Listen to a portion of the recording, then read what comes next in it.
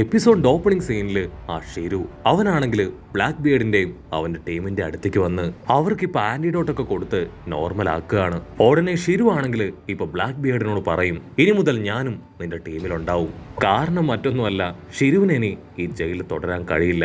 കാരണം അവൻ ആ ജയിലിനെതിരായിട്ടാണ് ഇപ്പൊ പ്രവർത്തിച്ചിരിക്കുന്നത്. സോ വേറെ വഴിയില്ല, ഇവന്റെ കൂടെ പോയേ പറ്റൂന്ന് പറഞ്ഞ് അവനിപ്പോ ബ്ലാക്ക് ബിയർഡിന്റെ കൂടെ ചേരും. ബ്ലാക്ക് ബിയർഡിനാണെങ്കിൽ ഡബിൾ സന്തോഷം. അവൻ ഷിരുവിനെയും കൂട്ടി അവിടുന്ന് കടന്നു പോവാണ്. കട്ട് ചെയ്ത ഇവിടെ നമ്മുടെ ആൾക്കാരാണെങ്കിൽ കപ്പലില് വേൾഡ് ഗവൺമെന്റിന്റെ ആ ഒരു ബേസിലേക്ക് പോവാണ്. അവിടെ വെച്ചാണ് അവർ എയ്സിനെ എക്സിക്യൂഷൻ ചെയ്യാൻ പോകുന്നത്. ബഗ്ഗിയും ടീമും ആണെങ്കിൽ ആ തടവറയിൽ നിന്ന് രക്ഷപ്പെട്ട സന്തോഷത്തില് ഇപ്പൊ വെള്ളം അടിച്ചും ഫുഡൊക്കെ കഴിച്ചും എൻജോയ് ചെയ്യും. മറ്റൊരു ഭാഗത്ത് ഇവാനും ടീമും അവർ ഒരുപാട് കഷ്ടപ്പെട്ട് എൻസുമയെ ഒരു പരിധി വരെ രക്ഷിച്ചിരിക്കുകയാണ്. ആക്ച്വലി ഇവാനാണെങ്കിൽ ഇപ്പൊ പഴയതുപോലെ ഹീലിംഗ് കപ്പാസിറ്റി ഇല്ല. കാരണം അവനും ആ പോയിസണിൽ നിന്ന് രക്ഷപ്പെടാൻ അവന്റെ ലൈഫ് സാക്രിഫൈസ് ചെയ്തും അവന്റെ ഹീലിംഗ് കപ്പാസിറ്റി ഉപയോഗിച്ചൊക്കെയാണ് തിരികെ എത്തിയത്. സോ അതുകൊണ്ടാണെങ്കിൽ എൻസുമയ്ക്ക് അവൾക്ക് നേച്ചർ ട്രീറ്റ്മെന്റ് ആണ് അവൾ കൊടുത്തിരിക്കുന്നത്. കുറച്ച് ടൈം എടുക്കും, എങ്കിലും കുഴപ്പമില്ല, അവൾ ഓക്കെ ആവുന്നു പറഞ്ഞ് ഇവാൻ ഇപ്പോ മറ്റൊരു ഭാഗത്തേക്ക് പോയി റെസ്റ്റ് എടുക്കും. കട്ട് ചെയ്ത ലൂഫിയും നമ്പർ 3യും അവർ രണ്ടുപേരും ദൂരത്തായുള്ള ആ ഗേറ്റ് ഓഫ് ജസ്റ്റിസിലേക്ക് തന്നെ നോക്കി നിൽക്കുകയാണ്. അവർക്കാണെങ്കിൽ ഭയങ്കര സങ്കടം. കാരണം ഡാൻസർ അവിടെ പെട്ട് കിടക്കുകയാണ്. അവര് മാത്രമല്ല, അവരുടെ തൊട്ടടുത്തായിട്ട് ഒരു ടീം തന്നെ ഇപ്പൊ ഡാൻസറിനെ ഓർത്ത് പൊട്ടിക്കരയാണ്. അപ്പോഴായിരിക്കും നമ്മുടെ ബഗ്ഗി അവൻ വെള്ളമൊക്കെ അടിച്ച് 4 കാലിൽ അവിടേക്ക് വരും. നിർത്തടാ നിങ്ങൾ, സ്റ്റോപ്പ് ദ ഫക്ക്. എത്ര നേരം വെച്ചാ ഒരാൾക്ക് വേണ്ടി ഇങ്ങനെ കരഞ്ഞോണ്ടിരിക്കുക, വായോ നമുക്ക് എൻജോയ് ചെയ്യാന്ന് പറഞ്ഞ് അവന്റെ കയ്യിലുള്ള ലിക്കർ ഗ്ലാസ് ഒക്കെ അങ്ങനെ ഉയർത്തി കാണിക്കും. അത് കണ്ട് ബാക്കിയുള്ളവര് അവർ ഫുൾ കലിപ്പില് പല്ല് കടിച്ചു നിൽക്കും. പക്ഷെ ലൂഫി ആണെങ്കിൽ അവന്റെ കൈ അങ്ങനെ നീട്ടിക്കൊണ്ടുവന്ന് ബഗ്ഗിയുടെ മൂക്കിനൊരു ഒറ്റ ഇട്ടി. നിനക്കത്ര ധൈര്യം ഉണ്ടെങ്കിൽ എന്റെ ഡാൻസറിനെ നീ കുറ്റം പറയും. അവൻ കാരണമാണ് നമ്മളിപ്പോ ജീവിച്ചിരിക്കുന്നത്. ഉണ്ട മൂക്ക, ഇനി മേലാൽ അവനെ കുറിച്ച് എന്തെങ്കിലും പറഞ്ഞ നിന്റെ മൂക്കാമുണ്ട ഞാൻ ഇടിച്ചു കലക്കുമെന്ന് ലൂഫി ആണെങ്കിൽ ഇപ്പൊ അവനോട് പറയും. ബഗ്ഗിക്കാണെങ്കിൽ അവന്റെ മൂക്കിനെ കുറ്റം പറയുന്നത് ഒട്ടും ഇഷ്ടമല്ല. അവനിപ്പോ ലൂഫിയുടെ മുഖമൊക്കെ പിടിച്ചു വലിക്കും. അങ്ങനെ രണ്ടുപേരും 150 പറഞ്ഞ് 100 പറഞ്ഞ് ഒരിഞ്ഞ അട്ടിയിടി ബഹളം. അതേസമയം മറ്റൊരു ഭാഗത്ത് ക്രൊക്കഡൈലിനാണെങ്കിൽ ഭയങ്കര സംശയം. അവൻ ജിംബയോട് ചോദിക്കും, നിന്നെ കൊണ്ട് ഫിഷുകളോട് കമ്മ്യൂണിക്കേറ്റ് ചെയ്യാൻ പറ്റുമല്ലേ? എനിക്കതൊക്കെ കണ്ടിട്ട് ഭയങ്കര വിയർഡായിട്ട് തോന്നി. ഉടനെ ജിംബൈ അവൻ ടെൻഷനായിട്ട് പറയും, ഞാനൊരു ഫിഷർമാൻ ആണ്. സോ എനിക്ക് ഫിഷുകളോട് കമ്മ്യൂണിക്കേറ്റ് ചെയ്യാനും നല്ല രീതിയിൽ കടലിൽ നീന്താനും പറ്റും. അത് വിയർഡായി കാണേണ്ട ആവശ്യമൊന്നുമില്ല, അത് നോർമൽ ആണെന്ന് പറഞ്ഞ് അവൻ വമ്മൻ ആറ്റിറ്റ്യൂഡിൽ നിൽക്കും. അതേസമയം ലൂഫി ആണെങ്കിൽ ഇപ്പൊ ബഗ്ഗെ ഇടിച്ച് താഴെയിട്ട് ജിംബയുടെ അടുത്തേക്ക് വരും. ബഗ്ഗയുടെ തലയിൽ ഇടി കിട്ടി ഇപ്പൊ 500ന്റെ ബൾബ് പോലെ മുഴ പൊങ്ങി വരും. ജിംബെ ലൂഫിയെ കണ്ടതും ഇപ്പൊ അവനോട് താങ്ക്സ് പറയും. Thank you very much. Actually നീ ഉള്ളതുകൊണ്ടാണ് ഞങ്ങൾക്കും അവിടുന്ന് രക്ഷപ്പെടാൻ പറ്റിയത്. എന്റെ ശരിക്കും പേര് ജിംബെ എന്നാണ്. ഞാനൊരു വയർലോഡാണ്. പക്ഷെ ഇതിനോടകം അവരുടെ സ്ഥാനമൊക്കെ മാറ്റി കാണും. സോ എത്രയും പെട്ടെന്ന് നമുക്ക് അവിടേക്ക് പോയി എയ്സിനെ രക്ഷപ്പെടുത്തണം. ലൂഫിയും അവന്റെ തൊട്ട് പിന്നാലെ വന്ന ബഗ്ഗിയും അവൻ വാർലാടാണെന്ന് കേട്ട് ഇപ്പൊ ഷോക്കായിട്ട് താഴെ വീഴും. ബഗ്ഗിക്കാണെങ്കിൽ ഇപ്പൊ ജിംബയെ കാണുമ്പോൾ കുറച്ച് പേടിയും ടെൻഷനൊക്കെ ആവും. അവൻ ചോദിക്കും, സത്യം പറയും, നമ്മളിപ്പോ പോകുന്നത് നേവി ഹെഡ്ക്വാർട്ടേഴ്സിലേക്ക് തന്നെയാണോ? ജിംബയാണെങ്കിൽ ഒരു സംശയമില്ലാതെ ഉറപ്പിച്ചു പറയും, അതെ, നമ്മളിപ്പോ പോകുന്നത് അവിടേക്ക് തന്നെയാണ്. ക്രൊക്കഡൈൽ പറയും, നമ്മൾ അവിടേക്ക് പോകേണ്ട ആവശ്യമൊന്നുമില്ല, ഈ കപ്പൽ ഓട്ടോമാറ്റിക് ആയിട്ട് നമ്മൾ അവിടേക്കായിരിക്കും കൊണ്ടുപോവുക. ലൂഫി ബഗ്ഗിയുടെ എക്സ്പ്രഷൻ ഒക്കെ കണ്ട് പൊട്ടിച്ചിരിക്കും. ഇനിയാണ് യഥാർത്ഥ ഫൈറ്റ് സ്റ്റാർട്ട് ചെയ്യാന്ന് ലൂഫി പറയും.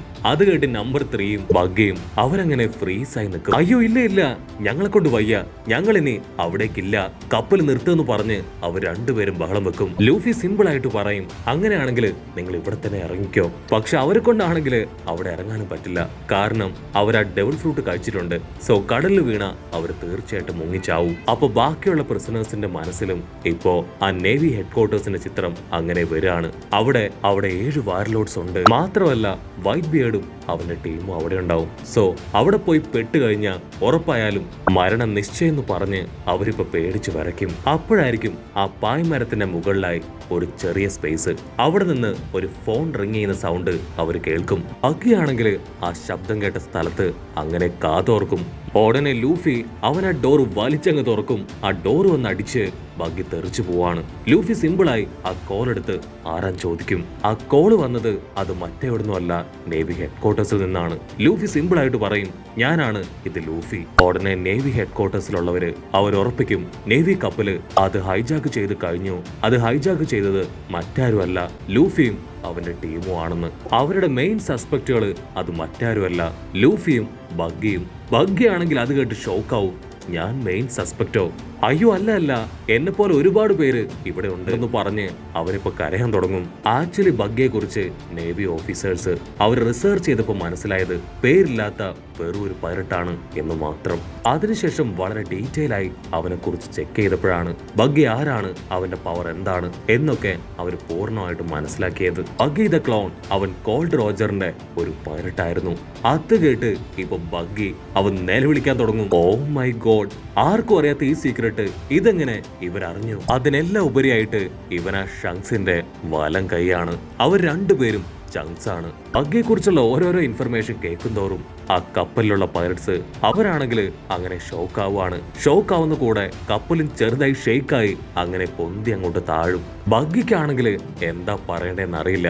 അവൻ ഒരു സെക്കൻഡ് അങ്ങനെ ഷോക്കായിട്ട് നിൽക്കാണ്.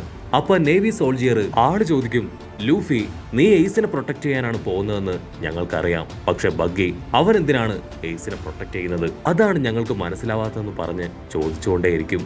ആക്ച്വലി നമ്മുടെ ബഗ്ഗി അവൻ അവിടുന്ന് രക്ഷപ്പെടാൻ മാത്രമാണ് ലൂഫിയുടെ സഹായം തേടിയത്. ആ സോൾജിയർ ആണെങ്കിൽ തീർത്തു പറയും, ഞങ്ങൾക്കറിയാം നിങ്ങളിപ്പോ പോകുന്നത് ആ മറൈൻ ഫോർഡിലേക്കാണെന്ന്. Luffy, Buggy, number 3, crocodile, giant, 200 prisoners, നിങ്ങൾ ഇത്രയും പേരാണ് അവിടേക്ക് വരുന്നത് ഞങ്ങൾക്കറിയാം. പക്ഷെ ഒരു കാര്യം നിങ്ങൾ മറക്കരുത്, ആ ഗേറ്റ് ഓഫ് ജസ്റ്റിസ് അത് തുറന്നാൽ മാത്രമേ നിങ്ങൾക്ക് ബേസിലേക്ക് വരാൻ പറ്റൂ. ഇല്ലെങ്കിൽ സീ കറണ്ടിൽ പെട്ടുപോയി നിങ്ങളും നിങ്ങളുടെ കപ്പലും എന്നേക്കുമായിട്ട് നശിക്കും. ഇനി ഇൻ കേസ് നിങ്ങൾ അവിടുന്ന് രക്ഷപ്പെടാൻ ശ്രമിച്ച കോംബെൽറ്റിലേക്കായിരിക്കും നിങ്ങളുടെ കപ്പൽ പോവുക. അവിടെയാണെങ്കിൽ ഒരുപാട് സീക്കിങ്സ് ഉണ്ട്.